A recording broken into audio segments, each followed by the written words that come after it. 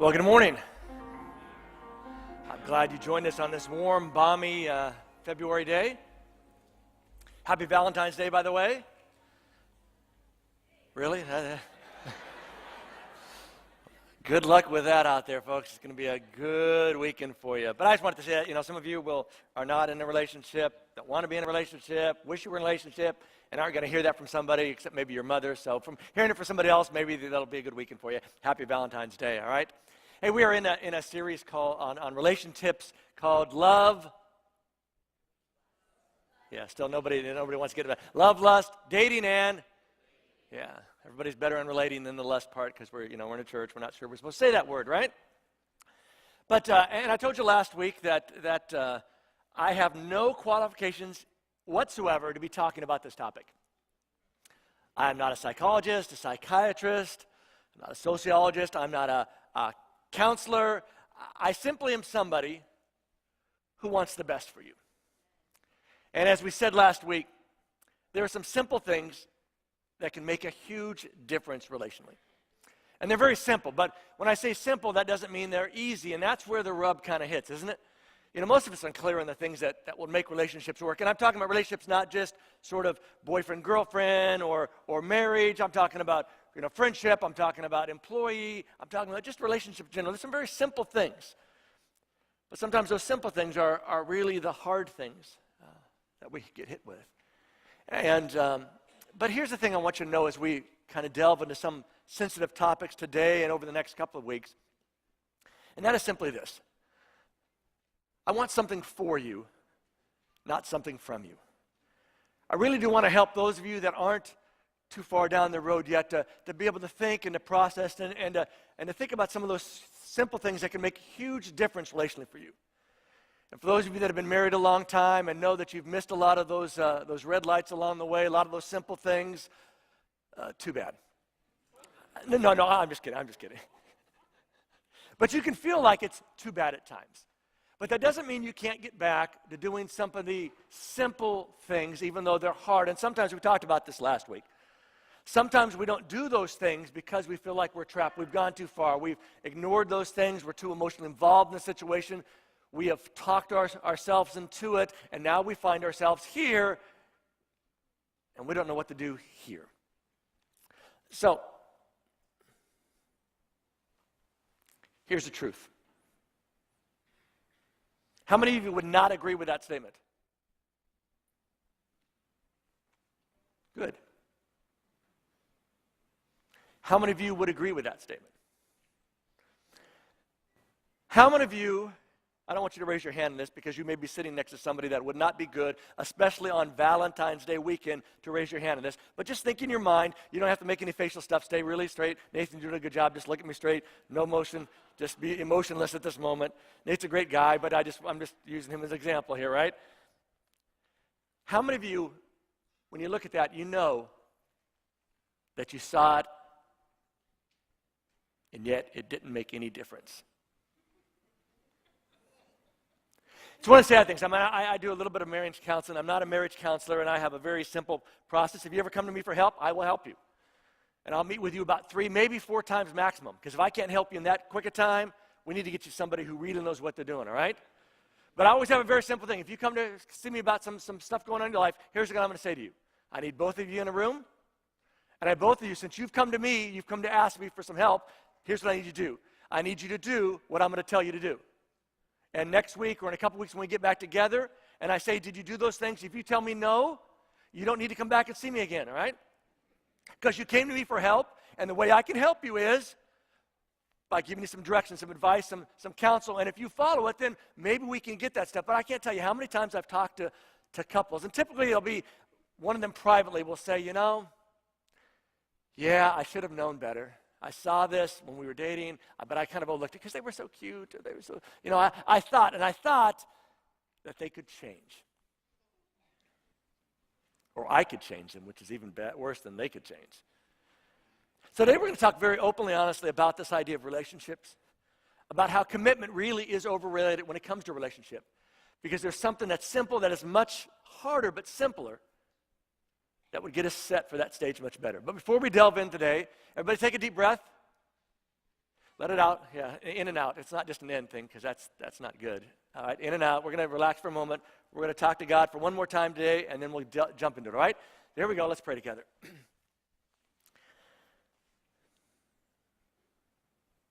Father, all of us desire to have meaningful relationships in our lives.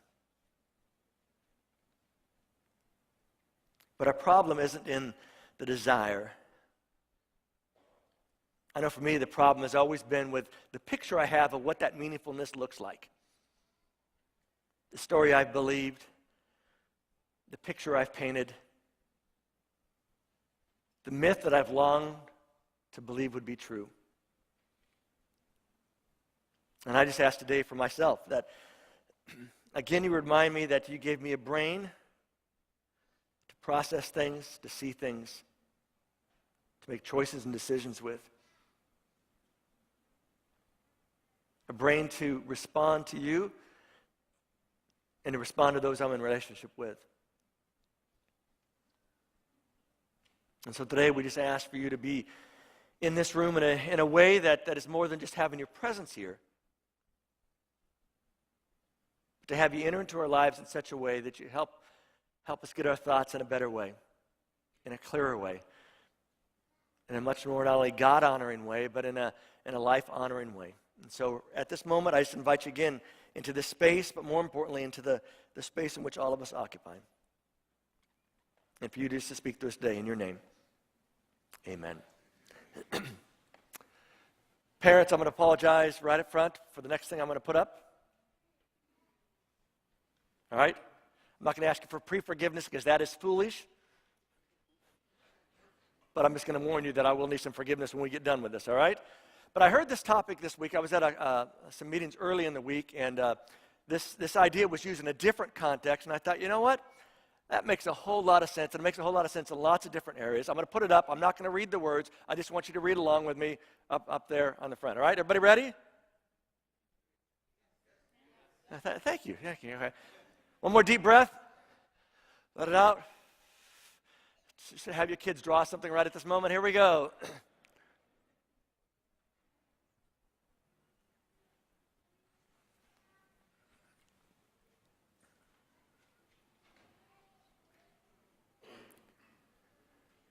Think about it for a moment. 2 years ago, we talked about it, and we touched on it last week, this idea, this myth we have. If I just find the right person out there, everything will be just right, right? And how there are all these myths, and we have watched the movies, we have read the books, we have heard the stories, we have listened to other people's stories and picked up on the things that we wanted to believe and ignored the other parts. And at times we have bought ourselves into believing a certain picture, which is actually a lie that is preventing us from experiencing what God really wants us to experience because we've held on so much if I can just find my soulmate. And every time I hear that word anymore, I have two reflections. One is I kind of throw up in my mouth just a little bit. And the other side of me is this profound sadness. And if you believe that, I'm not trying to put you down. It's just because sometimes we buy into this idea that there's one person out there, and if I can just find them, and, I thought you were it, but you aren't it, so I'm going to go find this next person. No, you're not it either. Maybe, we'll see. No, we keep looking for that one as opposed to being the one that we need to be. And then we end up with that. An unrealistic depiction of an experience that you're never going to have that distracts you from the real and the glorious thing. And sometimes I think we just have to own that. We have to own that in order to be able to move beyond that. Beyond all of what this weekend is made about, right? Oh, Valentine's Day. Time of the year florist love. Candy makers love. People making red fabric love, right? Because it's used in lots of different capacities.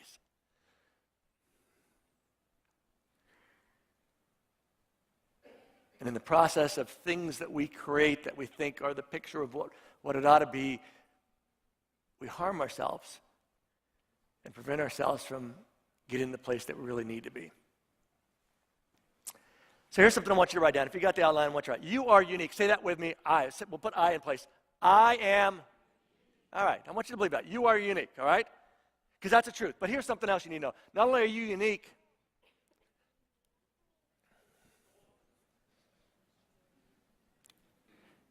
now the older people in this room get this.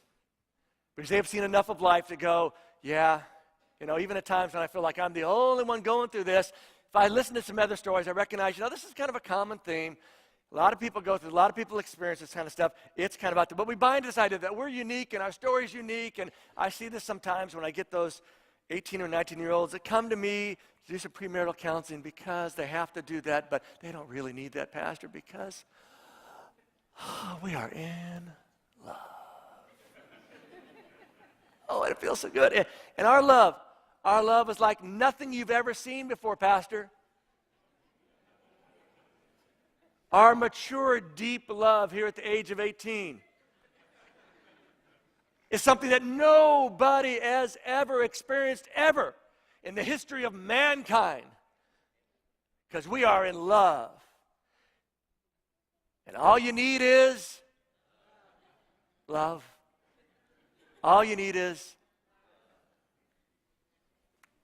and we got a ton of that.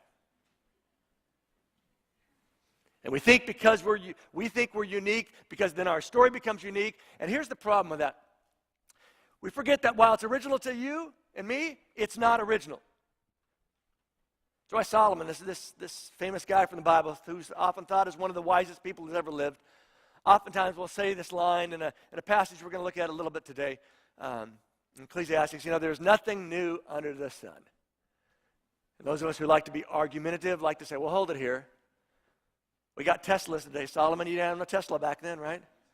Something's new underneath the sun. That's not his point. His point is the stories are consistent. People create stuff. People created stuff back then. It's not the uniqueness of computers we have today they didn't have back then. What's the difference is there are people creating stuff. But while your story is original to you, it's not an original story. And if you live long enough, you recognize that. And while you are exceptional, you, no matter what, in spite of what your parents told you, you are not an exception.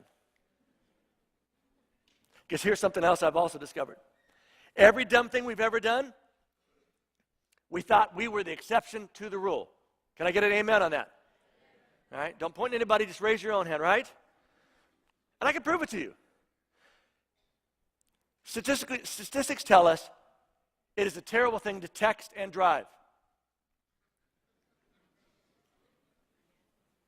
But most of us do not live our lives by statistics, because we believe we are the exception, right? And most of us live our lives that way. We hear stories about this, bad stuff happening over there. We hear this stuff, and we go, oh, that's too bad. Yeah, that's a bad thing. Let me write that down. It is a bad thing. Hashtag, smiley face, bad thing. Whoop, and oh. But we live so much of our lives with this idea that we're the exception. It's not going to be like that for us. Especially in relationships, especially in dating kind of relationships, because our love will conquer all. We function from the premise that a promise trumps the need for preparation. And it's crazy, because in every other area of your life, you know how important preparation is. How many of you are currently in college? Raise your hand. All right, quite a few of you, right? You know that preparation trumps kind of commitment, right? You start a class, teacher gives you all that kind of, the manual, the syllabus. It's been so long, I forgot what to call it. Syllabus, right? They give you syllabus, right? You have all those books you got to go buy, the hundreds of dollars you got to spend. You're supposed to read it all, absorb it all, right? And you're at the start of the year, especially at the start of a school, you're kind of committed. This year, maybe I'm going to pass. You kind of, commitment. Your parents need to talk to you, young lady. But most of us have a commitment at some point to say, okay, this is what I got to do to get through this class, and we commit to it, and then we have to go about preparation to get that grade. Very few of us have the ability just to walk into a classroom, take a test without opening a textbook and doing very well, right? In fact, if you're one of those people, raise your hand at this moment just so we can boo at you, right? Boo, right? Yeah. I had a friend like that one time. I wanted to kill him, you know. But most of us, but there's that exception, and we all think, oh, I can be the exception. But every week, couples stand in exotic places, beaches someplace, or stand in courtrooms someplace, or chapels someplace, churches someplace. They hold hands. They look longingly into each other's eyes. And at that moment, they make a lifetime commitment. But because they've made that commitment, it doesn't mean that they've had the preparation for that. And some of you are old enough and experienced enough in life that you would say, that's exactly right. I think back, and there was no way I was ready to get married. I remember asking somebody, how do you know when you're ready to get married? Their answer was, you don't. So just go ahead and just pop the question, just do it, and you'll kind of figure it out as you go along. And so much of life kind of, gets that way, especially in relationships. But every other area of your life. I want a doctor who's not only committed, I want a doctor who has done some preparation, right? I don't want him flipping through the book here, get it here where I can look at the illustrations, right? Maybe it was this, and working on it that time. I want him done. You have a lawyer for you. You want the lawyer who's done some preparation before you get into the courtroom, right? You don't want him going, hey, I'm committed to my client here. Mike Speegle, I'm committed to my client here. You don't want that, right? And all of us have been at a wedding. We've sat there, we've watched the couple do their thing, say I do, promise their love and commitment for better or for worse, for richer or for poorer, in sickness and in health, before God, promising, right? And we've been at weddings where we sat there and thought, good luck with that. Right? I mean, we have seen couples that we just thought, well, there are other times we've gone and we thought, this is a great couple, I think it's going to work out for them. Other times we just thought, I will not be surprised if it doesn't, because while their commitment's there, there's a whole lot of other stuff that's not there at that moment. Well, that's clear on that, all right. See, most of us are content to commit, but few of us prepare. Few of us prepare for relationships. Few of us prepare for one of the most significant relationships that can happen to somebody, and that is this idea of if you are the marrying type, that you get married. Because getting married changes everything. And if you throw a kid in there, it changes everything again. I always tell couples, you thought it was, changed enough when you got married. Now you got a baby in there, it's going to change everything, right? And you get a couple more, it just keeps changing. Everything kind of keeps changing, right, Ishmael? It just kind of keeps changing. So let's look at what Solomon, again, this counsel from a few thousand years ago, actually. This guy who's considered one of the wisest who ever lived. And if you've ever read much of the Bible, if you haven't, let me give you this little insight. Solomon is the kind of guy that writes about observations of life. In the book of Ecclesiastes, if you're kind of a melancholy type, you'll resonate with that book because he's kind of a melancholy approach to stuff. If you ever read through the Proverbs section of the Bible, Proverbs are not promises from God. They're simply observations in life. This is kind of how it works out. This is when I see life. This is kind of how things go. And so here in Ecclesiastes, kind of this melancholy view of life, this is what Solomon says. It is better not to promise, that is vow anything, than to promise something and not do it, fulfill it. And even if you're not a religious type that you're here today or watching online someplace, you understand this completely, right? You would rather have your buddy not say, hey, I'll do that for you, and then not do it.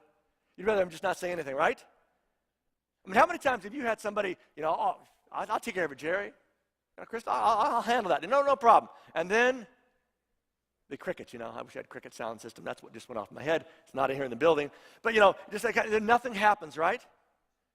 And so when he makes this observation, you don't have to be religious to understand this. You understand that it's better to have somebody say nothing than it is to say, I'll do it for you, and then not come through, right?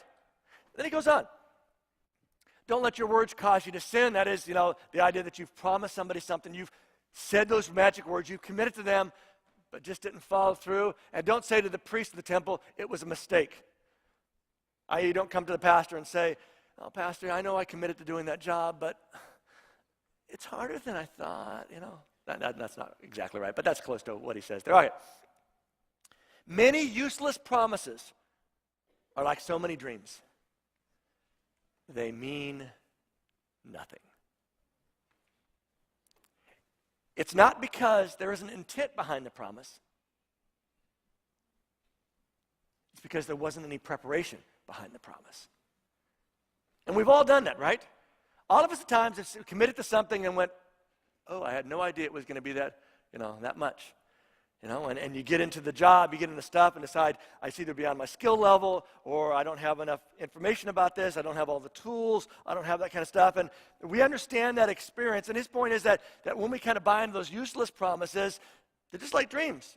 They don't really mean anything. See, when it comes to relationships, commitment is way overrated. And we all think what we're waiting for, some of you are dating right now and you're waiting for the other person to get committed, right? Don't shake your head if they're here, but just kind of play along in your head, right? You're waiting for them to get committed, because you're afraid they're commitment phobic. They're afraid to commit. But what you need to understand is that commitment is really way overrated. Saying I do doesn't make a person capable. It simply makes them accountable. And if you're going to be accountable for something, you need to be prepared for that. See, when you're accountable but not capable, you end up miserable. How many of you remember Algebra 2? Anybody remember Algebra 2 out there? You were accountable but not capable, and I don't know about you, miserable the whole time because it just never made any sense to me. I took a chemistry class in college one time. Loved sitting there watching the professor do the experiments. They were amazing experiments. He blew up stuff in the classroom. He had stuff coming out of the test tubes that were going all over the floor like a snake. I mean, it was amazing. I'd go just for the show, which I did for about 3-4 weeks, and then I decided the rest of it I had no clue. I had this big calculator. I had no idea what the buttons did. He was talking about math stuff and other stuff. I was done. I went and told him. I said, I can't come anymore. And he said, why? I said, I've been lost the whole time. I have no idea what you've been doing. He said, it won't look good in your transcript. I said, it's better than what it's going to look like if I don't drop out, But you end up miserable when you're held accountable for something, but you're not capable to follow through. And so oftentimes, looking at relationships, you recognize I'm not capable, but I'm accountable. And because of that difference, you end up very, very, very, very miserable. The best way to know if someone is prepared to commit is to examine their prior commitments. This is important for some of you. Because some of you right now are thinking, that's great, but it's true.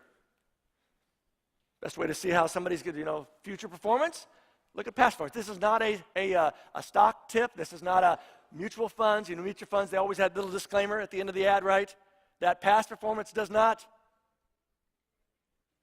You guys don't invest? Does not guarantee future results. That's right. Right. But we can't take the opposite thing, which means past doesn't matter. Because now they've said, they are committed to me. Now they've said, I do. Now they've said, you're the one, baby. Ooh, baby, you are the one. And all the stuff I've done in the past, even last weekend, doesn't count anymore because you are the one. Right? Now, sometimes when I talk about stuff like this, people say, aren't there exceptions? And the answer is, yes, sure there's exceptions. But here's a more important question. Should you make a significant relationship decision believing you will be the exception? And the answer is no. Never, ever, ever, ever, ever, ever, ever, ever, ever, never. Because there is, most time we talk about commitment and not getting prepared, and we don't really think about that because you just think of the commitment, and most people don't even consider that, but there is one group of people in your life who consider that. They're called your parents. And I'm guessing some of you at some point have had parents who have spoken into your lives about their concern, their worry, their observation that maybe somebody else isn't quite as prepared as you are to do this thing. Anybody want to raise their hand this afternoon? All right. Some of you don't want to, but I know in your mind you're raising your hand. That's okay. Every couple thinks they are the exception. Because you're special, right? It worked out that way over there, but it's not. Never, ever, ever going to work out this way here. And I want you to know again, you may be an exceptional person. Both of you may be exceptional people. But you cannot live your life believing you're the exception. Because sometime, somewhere, you're going to discover you aren't. That's why I say I got something for you, not from you, because I want this to go well for you. I want relationships to go well for you. Dating relationships, married relationships, that's a place. Friendship relationships, work relationships, all those kinds of things. Because if they go well for you, they go well for you. And that's a good thing. But if we believe we're the exception, we are just setting ourselves up for a lot of failure. Here's another observation from Solomon. He says the naive will believe anything. How many of you have somebody in your life that's really naive? All right, that's not a bad thing. That's a good thing. Good to have naive people. They're good to play jokes on, right? You know, you do stuff, it's like, you know. But here's the truth. I mean, he's just making an observation. This is an observation. The naive will believe anything. And here's the thing with a naive person. Being naive is not an IQ problem. It's an experience problem. All right? This is not somebody who's kind of simple. This is somebody just naive. And so it's not an IQ problem. It's an experience problem. The problem is they just don't have enough of it, right? I mean, if you got a friend that's naive, you know, they'd be like, girl, we need to get you out more often, right? You're just caught in this situation. You know, you need to get out and experience life more to have a little more experience, because when you get more experience, you lose some of the naivety. But he doesn't just end there. He goes on and says, being the wise, but the wise, the prudent, think about what they do. They understand their steps. And we don't talk much about somebody being prudent very much anymore. It's not a typical word. I'm guessing probably nobody in this room. Anybody of you, I'll ask the question, anybody of you used the word prudent this last week? Really? Bless you. But it's not a normal word, right? You're not thinking about that. Yeah, he's smart. No, he is wise and prudent. You know, it's not something that we kind of use, but it's a great word because it captures something more. That's more than just somebody who's kind of smart, but they're smart in a way that they apply it to life. They see some things. They're prudent. It says the prudent think about what they do. That is, they understand their steps. This is a statement from Solomon of direction. They understand some important things. And here's some of the important things they understand. Decisions today have impact on tomorrow. That's a prudent way to look at life. If I want to get here, that means today I got to start doing some stuff so that I can be prepared that when I get there, it's going to be a good situation. And all of us have experienced at some point in some life where we kind of keep kicking that line down the road, right? We've just been past New Year's here. New Year's resolutions. I won't ask how many of you still have them going. But if you haven't, there is forgiveness, right? Chance to start over. But how many times have you said to yourself, I need to start my diet tomorrow? Anybody else honest with that? You know, tomorrow, you know? And then tomorrow kind of becomes tomorrow, right? You know, but I want to look good by summer. And sometimes on June 1st we decide that's the time to get in shape, right? Because we've been putting it off all that time kind of going ahead, right? But decisions today, a prudent person says, no, decisions today have an impact on tomorrow. I may not move the scale today, and it may not move much this week, but as long as it's moving a little bit, I'm getting someplace, and I understand that's my direction, that's the steps, that's a part of experience. Part of experience helps you understand that there's preparation that goes in these things. See, a prudent person also understands that life is connected. It's not separated, but it's connected. Not only that what we do today is a good indication of how we will behave tomorrow.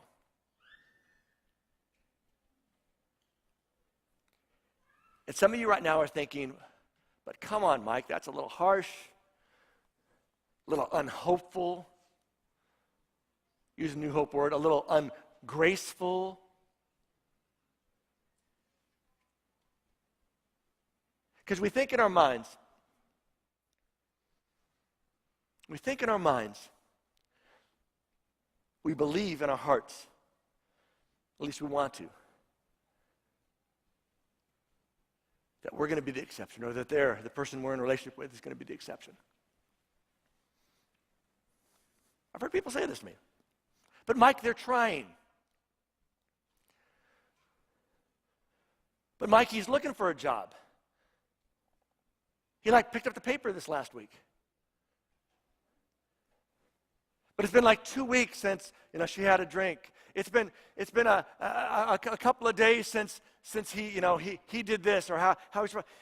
And we want to believe that somebody can change, and we forget that the past is a better indicator than a promise.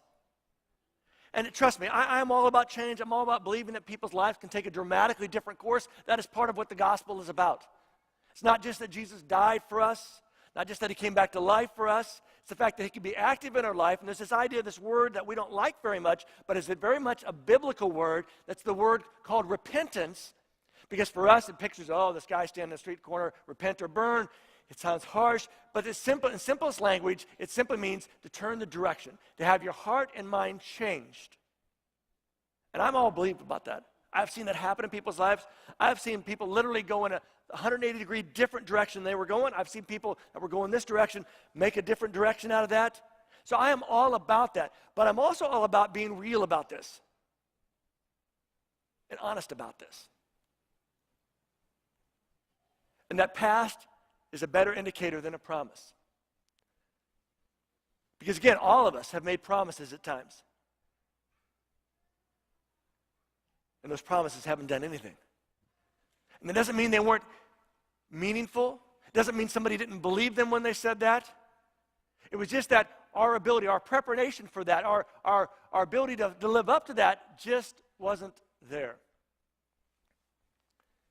See, people don't change people. We talked about this last week, right? Remember, we said nobody likes to be fixed, right? Told you, even my pets, when I've had them fixed, don't like to be fixed, They give you that little dirty look. Carmel, right? They come in the corner and give you that dirty look like, what'd you do to me? Oh, it feels bad, And the interesting thing is when people try to change people, the people they're trying to change tend to be resistive to that, even if statistically it's a good idea. Something to do with their health, something to do with their relationships. But when we start trying to change people, it's natural to say, oh no, even though in your mind you're saying that would be a good thing, but I'm especially not doing it now because you're pushing me towards it. But not only do people don't change people, whoops. Oh, I hate this. We did this last week. All right, give me a moment here.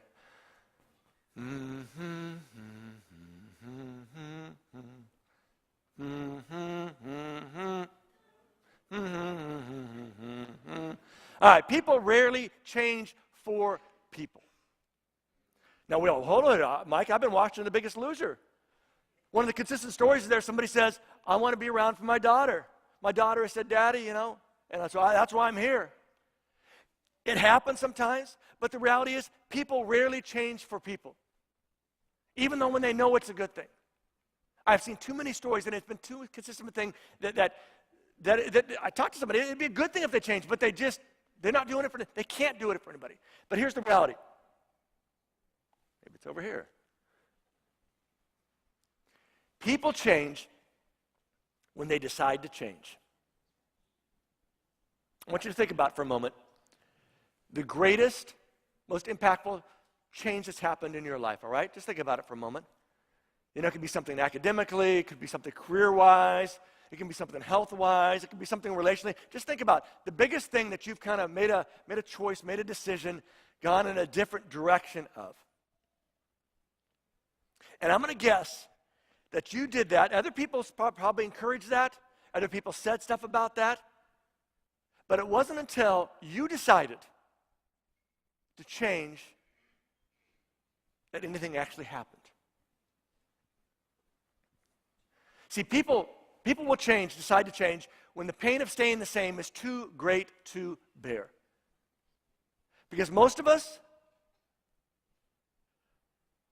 like to be in this state called homeostasis. Big word, huh? Yeah, I pulled that one out, right? Which simply means we want everything kind of to stay the same, you know? It's not how our bodies operate. You know, we got a temperature there. Our body is always trying to get us back because we just want to stay. And it's easier for us to stay the same than it is to change. And the only time we change is when the pain of staying the same is too great to bear. And there's lots of reasons it could be too great. But there's got to be something that moves us. Or there's a goal so enticing that it draws them away from what and who they used to be. There's something that just kind of pulls them almost beyond their control, but it's a decision they make because to get to that thing, and it just kind of pulls them along. But here's the reality. You change when you decide to change. You don't change because somebody's told you to. And if you're a believer here this morning, follower of Jesus, you probably have discovered that you haven't made changes in your life simply because Jesus said you're supposed to make those changes. Now, you may have done those for a little bit, but they felt weird, and you're just doing them because, yeah, I have to do it because it says right here, can I command you to this, I got to do it. But it doesn't really become meaningful to you. It doesn't really impact, it doesn't really change your life until you decide to change, to respond to what God's trying to do in your life. And that's to get us from this whole idea of, I got to do it because of this, to, I want to do this because of a whole other thing. I love how the Apostle Paul puts it over in Romans chapter 12. When he talks about this idea of more than commitment, but really about preparation. He simply says these words: do not be shaped by, that is conformed to, pressed into a mold by this world. And next week we're going to talk a little about that. Next week our title is Love Songs, Chick Flicks, and a Different Look at Love, all right? Because all around us is this mold that pushes in to buy these ideas, to find our soulmate, to experience love, and just fall in love, and love will get you through everything, and love is great and wonderful. Oh, it's all this stuff. And Paul says we all have to be mindful, recognize this, and not to be sort of squeezed into that mold. To be intentional about this. Instead, he says, be changed within, that is transformed by a new way of thinking, that is changing the way you think. That's a decision. We have to be open to changing the way we think, to changing the way we think about relationships, changing the way we think about sort of the picture that's out there, and the picture feels good, and we wish it was that way, but to kind of resist that kind of feeling part of it, to say, no, what's the actuality part here? Then he says, when you begin to change that way of looking at things, when that process begins to start happening in life, then he says, you will be able to discern, or decide, that is, discern what God wants for you. And so my goal through these few weeks we have together on this specific topic is simply to get you to begin to think maybe of a different way about relationships. Think about a different way of, if you're not in a relationship, about getting prepared to be in one, what that looks like. And if you're in a relationship, whether, again, it's a romantic relationship or a business relationship, to think about, again, what do commitments look like in that? But more than commitments, what does being prepared to make a commitment look like? What's it mean when I tell my business partner, I'll take care of that? What does it mean when I tell my kids, I'll handle that? What does it mean when I tell somebody that I'm dating, oh, I love you. I love you. And I'm committed to you. From this moment forward, by the way, I'm committed to you. When in reality, all of us want more than just a commitment.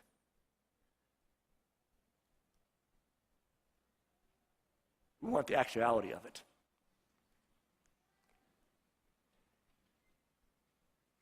And it's that same way in our experience with God. And it's the picture that God gives us of not only being committed to us, but of following through with that. An example of Jesus coming here to this planet to show us that his commitment would go to every length. That in his side of things, he was prepared. He was prepared for us if we said yes. He's even prepared for us if we say no. He's prepared for us even if we're saying, I'm not quite sure where that's all at. So I hope you come back next week as we take another step in this and looking at the love songs, the chick flicks, and just taking a whole other look at love. But before we kind of wrap things up today, there's this Connect card that Debbie talked about earlier. Every week we like to give people a chance to sort of take another step in their faith journey. So maybe here's some possible next steps. Maybe your next step today is simply to rethink how you see commitment. Or maybe it's to recognize the importance of preparation in my relationships. To kind of recognize that and begin to think about. Maybe it's to strive to live a life of preparation. To see the value, how to value in all other areas of life, how important it is in relationships.